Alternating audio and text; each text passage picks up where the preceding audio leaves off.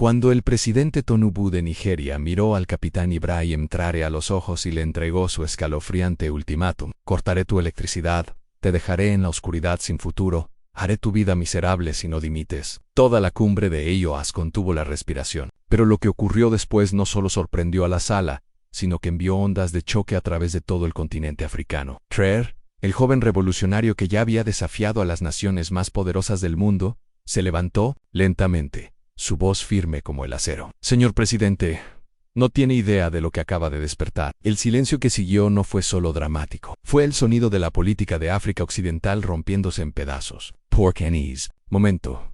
Traoré no solo se enfrentaba a Tinubu, estaba luchando por cada africano que alguna vez le dijeron que se agachara, cada nación que había sido mantenida en la oscuridad, cada líder que se había visto obligado a elegir entre soberanía y supervivencia. Antes de continuar, déjanos saber en los comentarios desde dónde nos estás viendo. Y no olvides dar like, compartir y suscribirte al canal porque mañana a la misma hora te traeremos otra historia de valentía y disciplina de Ibrahim Traoré, que no querrás perderte. Lo que siguió a ese enfrentamiento revelaría acuerdos secretos, alianzas ocultas y una red de traiciones que llegaba desde los pasillos del poder en Abuja hasta los palacios de París. Esta es la verdadera historia de cómo un apagón se convirtió en la chispa que encendió una revolución. No solo en Burkina Faso, sino en todo un continente. Los pisos de mármol de la sede de ESO en Abuja brillaban bajo las duras luces fluorescentes, pero la atmósfera era todo lo contrario a brillante. El presidente Bola Ahmed Tinubu estaba sentado en la cabecera de la mesa de caoba, sus dedos golpeando un ritmo lento y deliberado que parecía resonar en el tenso silencio. Frente a él,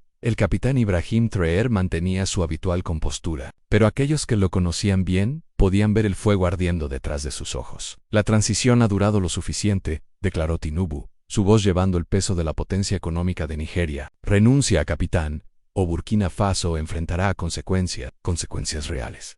La amenaza no era sutil. Todos en la sala entendieron las implicaciones. Nigeria controlaba la red eléctrica que abastecía gran parte de África Occidental. Un solo giro de un interruptor en Lagos podría sumergir a naciones enteras en la oscuridad. Era guerra económica disfrazada de presión diplomática, pero Traoré ya había enfrentado a paracaidistas franceses, sobrevivido a intentos de asesinato y reconstruido su nación desde las cenizas del colonialismo. No iba a dejarse intimidar por amenazas veladas, sin importar cuán poderoso fuera el hombre que las hacía. Señor presidente, respondió Traoré, su voz calmada pero con un tono subyacente que hizo que varios diplomáticos se movieran incómodamente en sus asientos. Hablas de consecuencias como si Burkina Faso no las hubiera enfrentado ya, como si no hubiéramos sido probados por el fuego. La sala se volvió más fría, los ojos de Tinubu se entrecerraron, y por un momento, la pretensión de cortesía diplomática desapareció por completo. No me pongas a prueba, joven. Nigeria ha sido paciente, pero nuestra paciencia tiene límites. Tenemos obligaciones con nuestros socios, nuestros aliados y la comunidad internacional. Tus experimentos están desestabilizando la región. Traoré se levantó lentamente, su porte militar evidente en cada movimiento. Con 34 años, era el líder más joven en la sala, pero su presencia exigía atención de una manera que los años de experiencia no podían enseñar. Desestabilizando, repitió, con una ligera sonrisa en las comisuras de sus labios, inspirando. Dime Center. Presidente, ¿exactamente de qué tienes miedo? De que otras naciones empiecen a preguntar por qué sus recursos benefician a todos excepto a su propio pueblo. La pregunta quedó en el aire como un arma cargada. Varios otros presidentes intercambiaron miradas y la mandíbula de Tinubu se tensó visiblemente. Lo que sucedió a continuación se recordaría como el momento en que la vieja guardia de África se dio cuenta de que se enfrentaban a algo completamente nuevo. 3 días después, se apagaron las luces en Ouagadougou, a las 3:47 de la tarde de un martes, durante el calor del mediodía, cuando los aires acondicionados luchaban contra el sol implacable. Un momento, la capital de Burkina Faso vibraba con los sonidos de una ciudad africana moderna en tráfico, construcción, el bullicio de los vendedores ambulantes. Al siguiente se sumió en el silencio. El apagón no fue aleatorio, fue quirúrgico, preciso y devastador. Los operadores de la red eléctrica de Nigeria habían cortado los lazos eléctricos que mantenían en funcionamiento los hospitales de Burkina Faso, sus escuelas iluminadas, sus industrias operativas. En cuestión de horas, los efectos en cadena comenzaron a mostrarse en el hospital universitario de Ouagadougou. La doctora Fatima Sawado estaba en medio de una cirugía de emergencia a una niña de 6 años, que había sido atropellada por una motocicleta. Las luces del quirófano parpadearon una vez, 2 veces, y luego se apagaron por completo. Los generadores de respaldo se pusieron en marcha, pero todos sabían que no durarían mucho. ¿Cuánto tiempo tenemos?, preguntó la doctora Soeto a su asistente, con las manos firmes a pesar del caos a su alrededor. 4 horas, tal vez 5 si tenemos suerte, fue la respuesta. A través de la ciudad, escenas similares se desarrollaron. Las fábricas cerraron, dejando a miles de trabajadores preguntándose si tendrían trabajo al día siguiente. Los cafés de Internet quedaron en silencio, cortando a los estudiantes de sus clases en línea. Incluso los semáforos se apagaron, convirtiendo las calles, que normalmente estaban organizadas, en un laberinto de confusión y frustración. Pero fue en el Palacio Presidencial donde se desarrolló el verdadero drama. Trari estaba sentado en su oficina, iluminado solo por el resplandor de su teléfono satelital. Sus asesores lo rodeaban, con rostros graves y la luz de las velas. Señor, tenemos informes de disturbios civiles en los distritos del este, informó su jefe de seguridad. La gente está enojada. Dicen que usted nos ha traído esto. Trater asintió pensativamente. Lo había esperado. Tanibu confiaba en la presión de su propio pueblo para obligarlo a capitular. Era una jugada clásica: aislar al líder, hacer sufrir al pueblo, y luego ofrecer alivio a cambio de cumplimiento. Y el gabinete intentó. Su jefe de gabinete dudó. Algunos están vacilando. El ministro Coulibaly ha pedido una sesión de emergencia. Él cree que deberíamos negociar. La expresión de Trey no cambió, pero algo parpadeó en sus ojos. En el mundo de la política africana, la traición a menudo venía desde dentro. Había sobrevivido a 2 intentos de golpe, pero los enemigos más peligrosos a menudo eran aquellos que se sentaban en tu propia mesa. Déjalos reunirse, dijo finalmente. Déjalos pensar que están tomando las decisiones. Pero primero necesito hacer una llamada. Mientras sus asesores salían, Trey permaneció solo en la oscuridad. El peso del futuro de su nación presionaba sobre él, pero no estaba derrotado aún no. Lo que hizo a continuación no solo sorprendería a Tanibu, sino a todo el continente. La sesión de gabinete de emergencia se convocó a la medianoche en la sala principal de conferencias del Palacio Presidencial. Las velas parpadeaban sobre la mesa pulida, proyectando sombras danzantes sobre los rostros de los hombres más poderosos de Burkina Faso. La escena parecía casi medieval, un contraste marcante con la nación moderna que Trower había estado. El ministro de Finanzas, Marcel Coulibaly, estaba sentado en el extremo más alejado de la mesa. Su traje, generalmente impecable, estaba arrugado por el caos del día. Había estado atendiendo llamadas de bancos internacionales, inversores extranjeros y misiones diplomáticas toda la tarde. El mensaje era claro. El apagón era solo el comienzo. El capitán Coulibaly comenzó, su voz cargada de agotamiento. Necesitamos enfrentar la realidad. El país está perdiendo dinero. Nuestras reservas extranjeras no durarán una semana sin energía. El FMI ya está hablando de intervenciones. Trey escuchó sin interrumpir mientras sus ministros pintaban un cuadro de colapso económico. Exportaciones agrícolas que se estropeaban y almacenes sin energía. Minas de oro cerrando. La creciente línea de vida económica del país evaporándose de la noche a la mañana.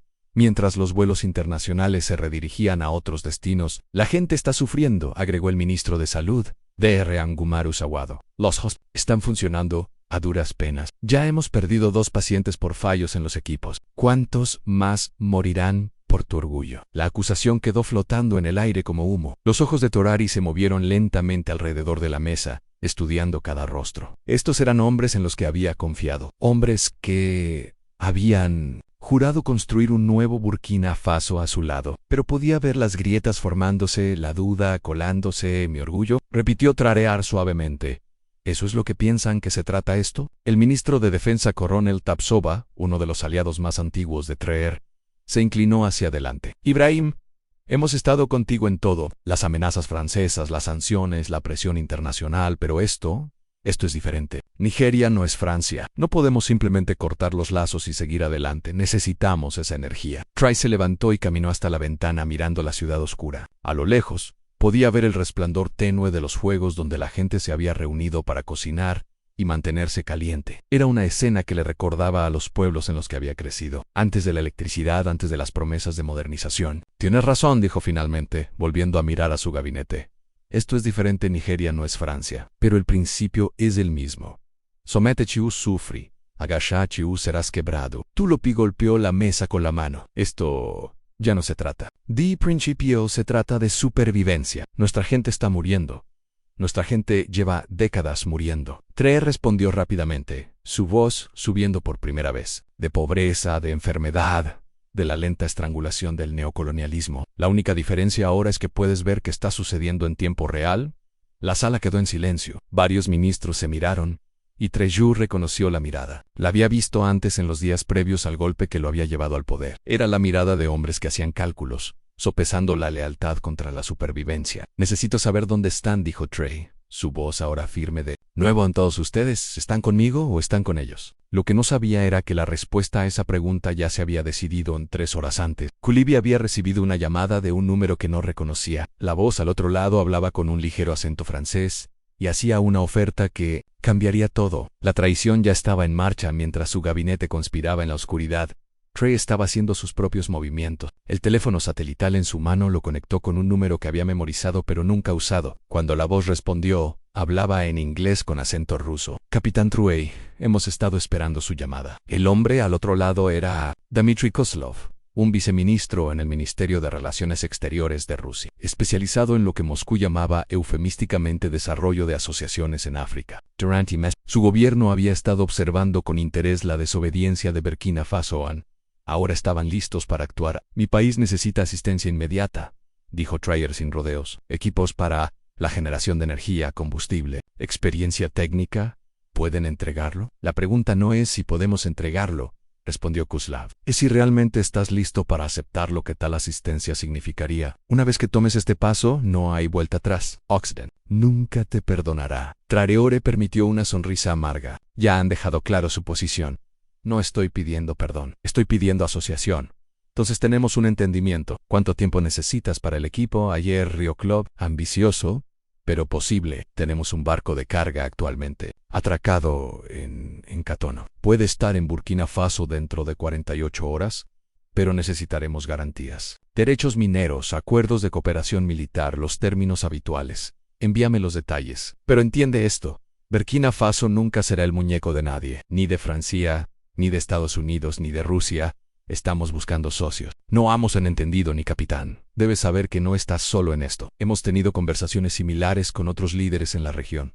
El viejo orden está cambiando». La llamada terminó, pero el trabajo de Traore apenas comenzaba. Su siguiente llamada fue al presidente Recep Tayyip Erdogan de Turquía, un líder que había construido su carrera desafiando las expectativas occidentales. La conversación fue breve pero productiva. Las empresas estatales de Turquía podían proporcionar la experiencia técnica para poner en funcionamiento la red eléctrica de Burkina Faso de forma independiente. Al amanecer, Traore había asegurado compromisos de 3 países diferentes. Generadores rusos, ingenieros turcos y paneles solares chinos llegarían en la semana. Pero lo más importante, había hecho algo que enviaría ondas de choque a través del mundo diplomático. Había demostrado que las naciones africanas tenían alternativas. El viejo sistema de dependencia estaba a punto de ser desafiado de maneras que nadie esperaba. Mientras el sol se alzaba sobre Ouagadougou, aún oscuro y silencioso, Traore se permitió un momento de satisfacción. Tinubu y sus seguidores pensaron que lo habían hackeado. Estaban a punto de descubrir que él estaba jugando un juego completamente diferente. Pero primero,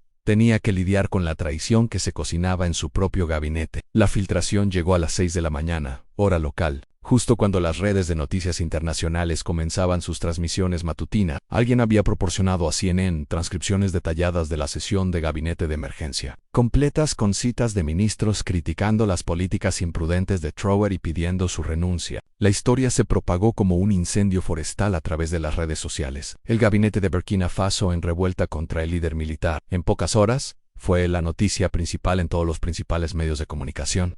Desde Londres hasta Lagos, Traore leyó los informes en su teléfono, mientras su equipo de seguridad barría el palacio en busca de dispositivos de escucha. La traición ahora era pública y él sabía exactamente quién estaba detrás de ella. Pero en lugar de ira, sintió una fría satisfacción. Sus enemigos acababan de mostrar su jugada. «Señor», entró su director de comunicaciones, luciendo preocupado. «Los medios internacionales están pidiendo declaraciones». El Ministerio de Relaciones Exteriores de Francia emitió un comunicado de prensa hace una hora pidiendo una transición democrática inmediata. El Departamento de Estado de An Yu-hun ha interrumpido su agenda para programar una conferencia de prensa al mediodía con toda la prensa internacional. «Quiero que todas las cámaras de África Occidental apunten a este palacio. Señor, está seguro en medio de esta crisis, con la electricidad aún apagada. especialmente porque la electricidad está apagada. Haga que el ministro de Finanzas Kulibi esté allí. Quiero que esté en el podio conmigo. El director de comunicaciones parecía confundido, pero asintió. No entendía el juego que su presidente estaba jugando, pero había aprendido a confiar en los instintos de Tre. Lo que nadie sabía era que Tre había pasado la mañana haciendo una última llamada. Esta vez a un contacto en Moscú, especializado en un tipo muy diferente de asistencia. Los rusos no solo estaban enviando equipos eléctricos, estaban enviando algo que cambiaría toda la dinámica de la crisis. A las 11:47 de la mañana, 13 minutos antes de que comenzara la conferencia de prensa, el primer avión de carga ruso aterrizó en el aeropuerto de Ogodugu. El enorme Antonov 24 tocó la pista como una ballena metálica, con su bodega de carga llena de generadores portátiles, camiones cisterna de combustible y algo más que no estaba listado en ningún manifiesto. El equipo fue cargado de inmediato, en camiones militares, y se dirigió rápidamente hacia el centro de la ciudad. Al mediodía, poderosas luces de inundación iluminaron el palacio presidencial, creando un marcado contraste con la oscuridad circundante. El simbolismo era inconfundible. Mientras la ciudad permanecía a oscuras, la sede del gobierno brillaba. Con luz entré y caminó hacia el podio con su uniforme militar. Su porte confiado a pesar del caos que lo rodeaba. Detrás de él estaba su gabinete, incluido Marcel Cadelli, cuyo rostro estaba pálido por la evidente incomodidad. «Damas y caballeros de la prensa», comenzó Treer, su voz resonando claramente a través del sistema de sonido portátil. «Están presenciando el nacimiento de una nueva África. Una África que se niega a ser tomada como rehén por las amenazas de sus vecinos o las manipulaciones de las antiguas potencias coloniales». Hizo una pausa, dejando que las palabras calaran. Entre la multitud de periodistas las cámaras hicieron clic y los videos se grabaron, transmitiendo sus palabras a través del continente y más allá. «Algunos de ustedes han reportado que mi gobierno está en crisis, que mi gabinete está en revuelta. Déjenme abordar esos reportes directamente». Tre se giró para enfrentar a Coulibaly, quien estaba completamente rígido. «Ministro Coulibaly, ¿le gustaría explicar al pueblo de Burkina Faso por qué ha estado en contacto con los servicios de inteligencia franceses durante los últimos 3 meses?» La pregunta cayó como un rayo. La boca de Coulibaly se abrió y cerró, pero no salió palabra alguna. Los periodistas reunidos estallaron en un frenesí de preguntas y destellos de cámaras.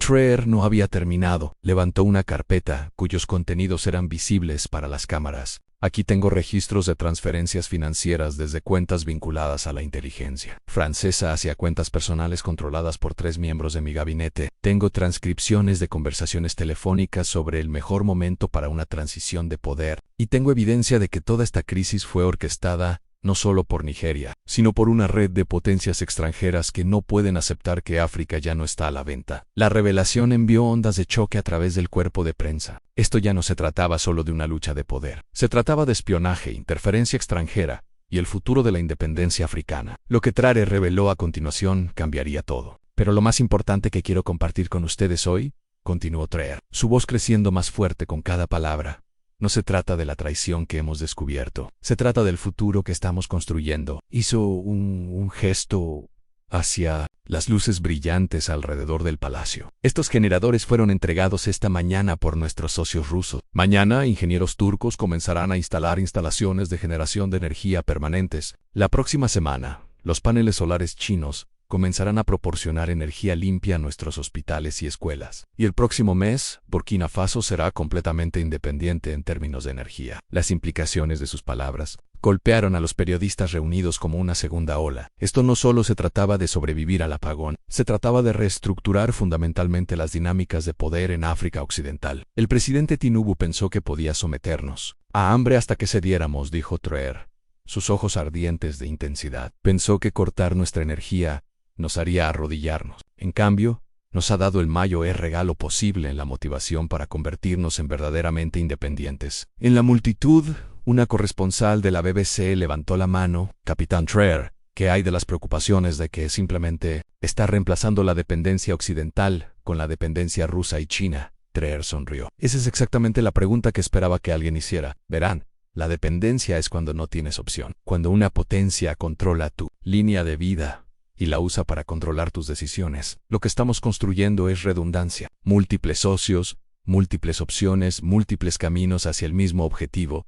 Prosperidad africana controlada por africanos, sacó su teléfono y lo mostró a las cámaras. Hace 47 minutos, recibí una llamada del presidente de Níger. Su país quiere unirse a nuestra red eléctrica independiente. Hace 23 minutos el presidente de Mali llamó con la misma solicitud. Guinea, Chad y la República Centroafricana han expresado interés en lo que estamos llamando la Alianza Energética, TELSA. Los periodistas tomaban notas frenéticamente. Lo que había comenzado como una historia sobre una lucha de poder regional se estaba convirtiendo en algo mucho más grande, un cambio fundamental en la geopolítica africana. Pero la llamada más importante que recibí hoy, continuó Traoré, vino del propio presidente Tinubu. La multitud se quedó en silencio. Incluso el clic de las cámaras se detuvo. Quería discutir los términos para restaurar nuestra energía. Ofreció negociar para encontrar una solución mutuamente beneficiosa. Le dije que Burkina Faso ya no está interesado en su energía, tenemos la nuestra. Traoré hizo una pausa, dejando que el peso de sus palabras calara. Esto no se trata de venganza, se trata de respeto. Durante demasiado tiempo, las naciones africanas han sido tratadas como peones en los juegos de otros. Nos dicen que elijamos un bando, que nos alineemos con este poder o aquel, que aceptemos nuestro lugar en la jerarquía de alguien más. Su voz se elevó hasta alcanzar un crescendo. Estoy aquí para decirles que esos días han terminado. Burkina Faso elige su propio camino. Nos alineamos con nuestros propios intereses. Aceptamos nuestro lugar como iguales en la comunidad de naciones. Mientras hablaba, algo extraordinario sucedía en toda la ciudad. Los generadores rusos comenzaron a funcionar. Uno a uno, los barrios que habían estado oscuros durante días comenzaron a brillar con luz. Los sistemas de emergencia de los hospitales universitarios se pusieron en marcha. Las luces de las calles parpadearon a lo largo de las principales avenidas. Pero fue el sonido lo que tuvo el mayor impacto. El sonido de una ciudad volviendo a la vida. Los aires acondicionados zumbaban, las radios crujían con música, y a lo lejos, la multitud podía escuchar a la gente vitoreando mientras sus hogares se iluminaban por primera vez en días. El simbolismo era perfecto, y Traoré lo sabía. Mientras hablaba de independencia y autodeterminación, su ciudad literalmente emergía de la oscuridad hacia la luz. La metáfora visual fue tan poderosa que se repetiría en las redes de noticias de todo el mundo durante días, pero el verdadero impacto aún estaba por venir. Hay algo más, dijo Traoré, su voz cortando el bullicio, emocionado de la multitud. Algo que creo que interesará no solo al pueblo de Burkina Faso, sino a todos los africanos que vean esta transmisión. Sacó una segunda carpeta de su chaqueta, más gruesa que la primera. Durante los últimos 6 meses, nuestros servicios de inteligencia han estado investigando una red de manipulación financiera y política que abarca toda África Occidental. Lo que hemos descubierto es más grande que esta crisis. Es un intento sistemático de controlar los recursos africanos y el liderazgo africano, mediante una combinación de presión económica, manipulación política y, cuando es necesario, intervención militar. Los periodistas se inclinaron hacia adelante,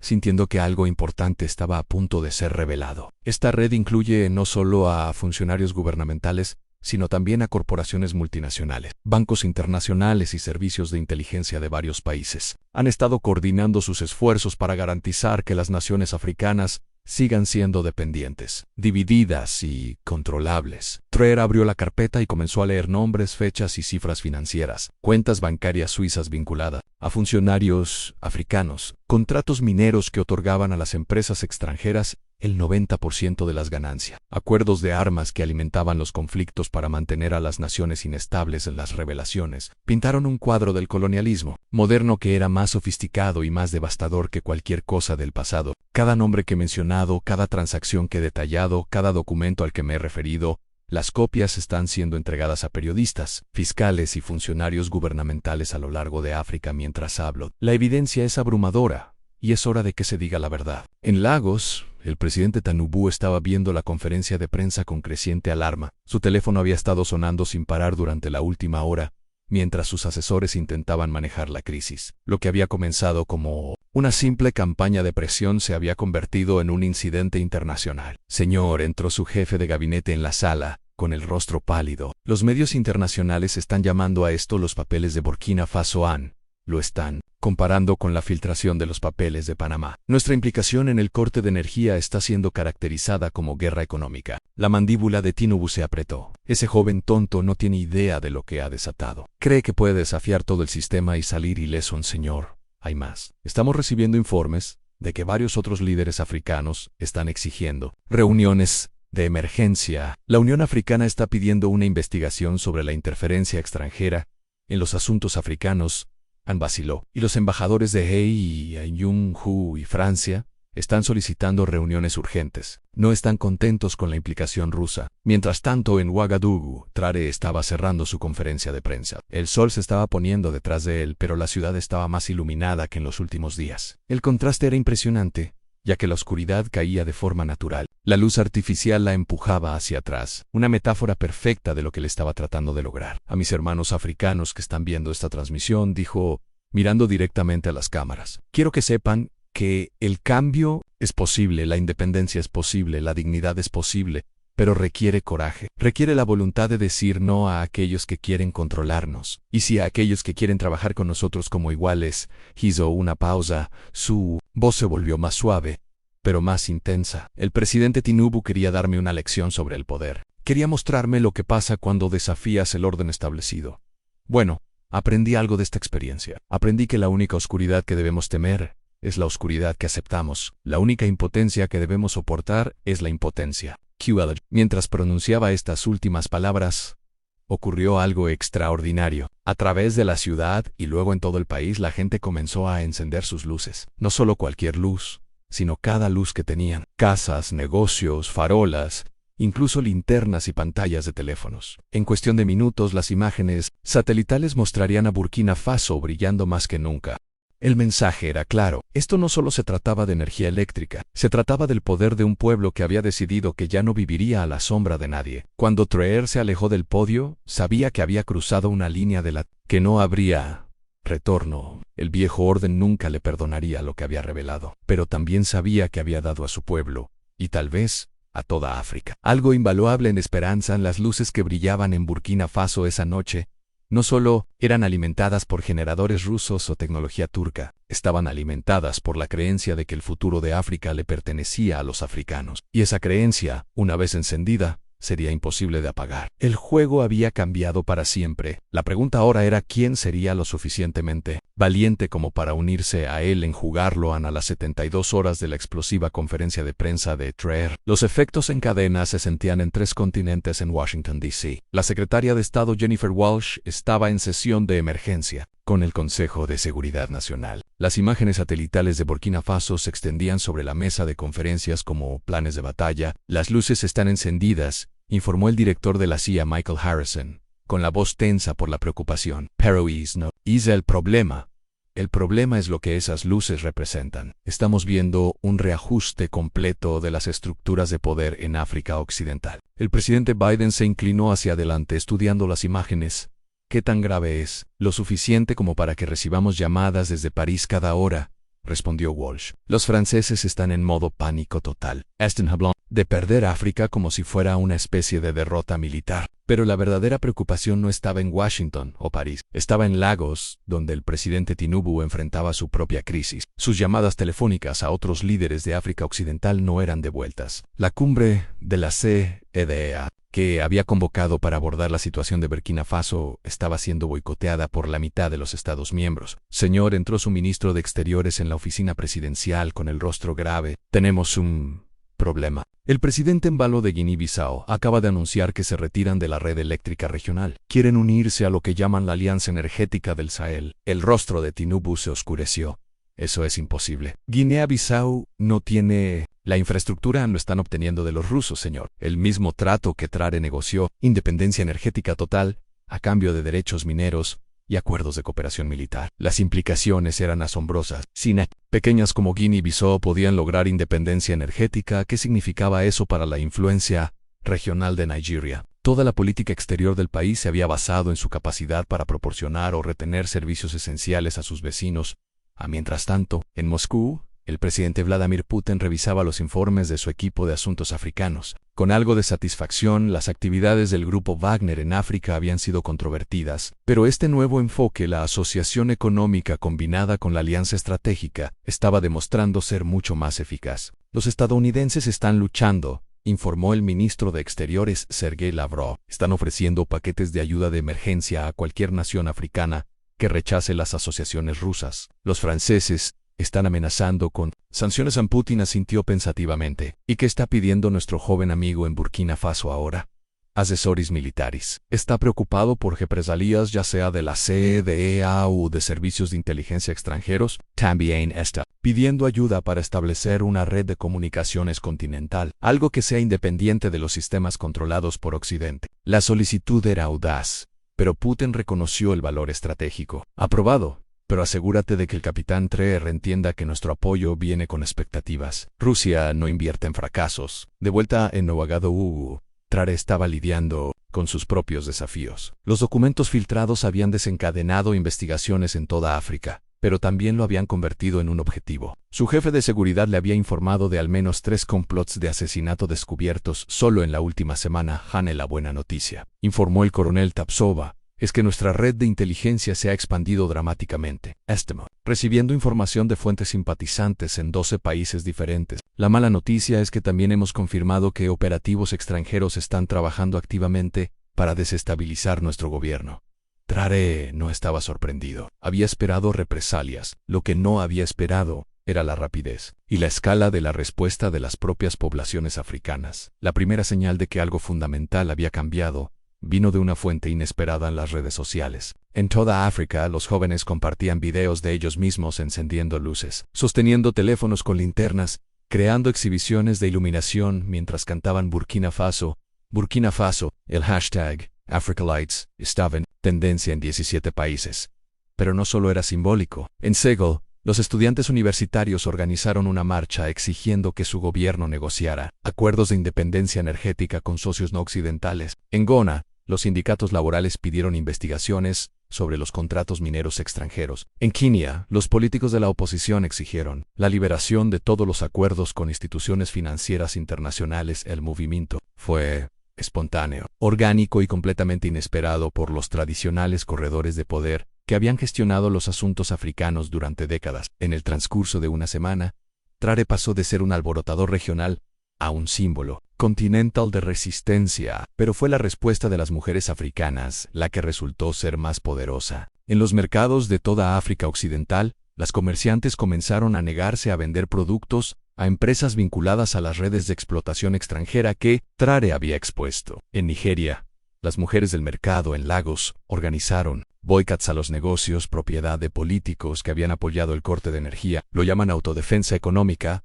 informó la corresponsal de CNN en Lagos. Estas mujeres están diciendo que si sus gobiernos no protegen los intereses africanos, lo harán ellas mismas. El impacto fue inmediato y devastador. Varias corporaciones multinacionales vieron cómo sus operaciones en África se detenían, ya que proveedores locales, empresas de transporte y prestadores de servicios se negaron a trabajar con ellas. La economía informal que alimenta gran parte de África se estaba volviendo contra las estructuras formales que la habían explotado durante tanto tiempo. En Abiyán, el presidente Alassane Ouattara, de Costa de Marfil, enfrentaba su propia crisis. Los agricultores de cacao de su país, inspirados por el ejemplo de Burkina Faso, exigían la renegociación de los contratos con las compañías chocolateras internacionales. Los agricultores habían descubierto que recibían menos del 3% del valor final de sus productos. Hemos trabajado en la oscuridad durante demasiado tiempo, declaró Kofia, líder del sindicato de agricultores de cacao, en una rueda de prensa que atrajo la atención internacional. El capitán Treer nos mostró lo que sucede cuando enciendes las luces.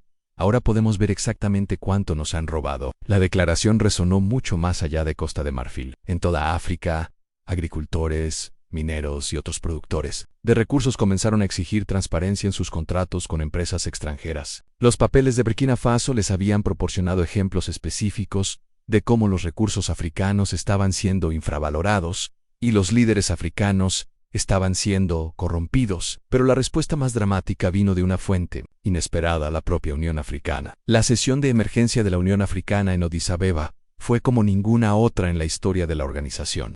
En lugar de las habituales cortesías diplomáticas y resoluciones cuidadosamente redactadas, el salón zumbaba con una ira y determinación genuinas. El presidente de Sudáfrica, Cyril Ramaphosa, actuando como presidente de la UA, abrió la sesión con una franqueza sin precedentes. Estamos aquí porque uno de nuestros Estados miembros ha sido sometido a una guerra económica por otro Estado miembro, apoyado y respaldado por potencias extranjeras que ven África como su campo de juegos privado. La referencia a las acciones de Nigeria era clara, pero las implicaciones más amplias eran aún más significativas. Por primera vez en décadas, la Unión Africana abordaba la realidad del neocolonialismo directamente por su nombre y con evidencia específica. Antreer participó por enlace de video, su imagen proyectada en una pantalla masiva detrás del podio. Su presencia dominó la sala, incluso a 2000 millas de distancia. En Hermanos Africanos comenzó. Lo que le ocurrió a Burkina Faso no fue un incidente aislado, fue una prueba. Nuestros enemigos querían ver si aún podían controlarnos a través de la manipulación económica y las amenazas. Querían ver si aún nos arrodillaríamos cuando apagaran las luces. Hizo una pausa, dejando que sus palabras calaran. Bueno, ahora lo saben, las luces están encendidas y son más brillantes que nunca. Pero lo más importante, nuestros ojos están abiertos. Podemos ver las cadenas que nos han atado y las estamos rompiendo una por una. La respuesta fue electrizante. Los delegados, que durante años habían estado involucrados en un lenguaje diplomático cuidadoso, de repente hablaban sobre liberación económica y soberanía tecnológica. El ambiente en la sala era algo que los diplomáticos veteranos nunca habían experimentado. El presidente Hakainde Hichilema, de Zambia, se levantó para dirigirse a la asamblea. Zambia ha sido paralizada por la deuda con prestamistas extranjeros durante años. Nos dijeron que este era el precio del desarrollo, el costo de unirse al mundo moderno. Pero después de ver la evidencia presentada por el capitán Antreer, ahora entendemos que esta deuda no era desarrollo, no era control. Sostuvo una carpeta gruesa. Estamos preparados para liberar nuestros propios documentos que muestran cómo los acreedores extranjeros han manipulado nuestra economía, corrompido a nuestros funcionarios y mantenido a nuestra gente en la pobreza mientras extraían miles de millones de dólares en recursos. El anuncio envió ondas de choque a través de la comunidad internacional. Si Zambia liberaba sus documentos de deuda, expondría una manipulación financiera que se extendía mucho más allá de África. Los bancos internacionales, las agencias de desarrollo y los funcionarios gubernamentales de todo el mundo desarrollado se verían implicados. Pero el momento más significativo llegó. Cuando el presidente nigeriano Tinubu tomó el podio, su aparición fue inesperada. La mayoría de los observadores pensaron que boicotearía la sesión por completo. Vengo ante ustedes hoy no para defender mis acciones, dijo, con la voz cargada de lo que parecía un arrepentimiento genuino, sino para reconocer una verdad que he sido reacio a aceptar. Al tratar de mantener la estabilidad, me convertí en una herramienta de las mismas fuerzas que han mantenido a África dividida y dependiente. En la admisión fue asombrosa. Tinubu, uno de los líderes más poderosos de África, estaba esencialmente confesando haber sido manipulado por intereses extranjeros. La presión para actuar contra Burkina Faso provenía de muchas fuentes.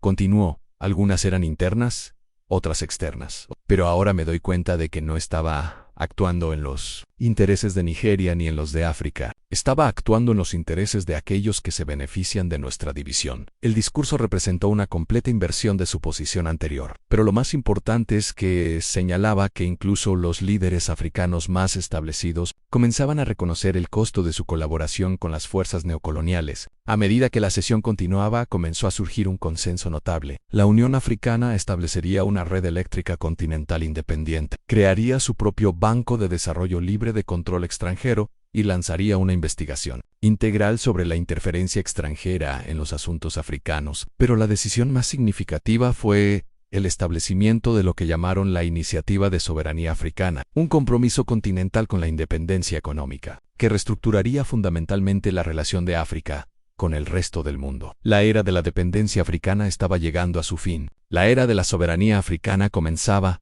y todo había comenzado con un joven líder que se negó a aceptar que su pueblo tuviera que vivir en la oscuridad de otro. Las luces que brillaban en Burkina Faso esa noche se habían convertido en un faro para todo un continente. La pregunta ya no era si África sería libre, la pregunta era cuán rápido podría lograrse esa libertad, y si el resto del mundo estaba listo para lo que una África independiente significaría para el equilibrio global de poder. La revolución había comenzado y no había marcha atrás.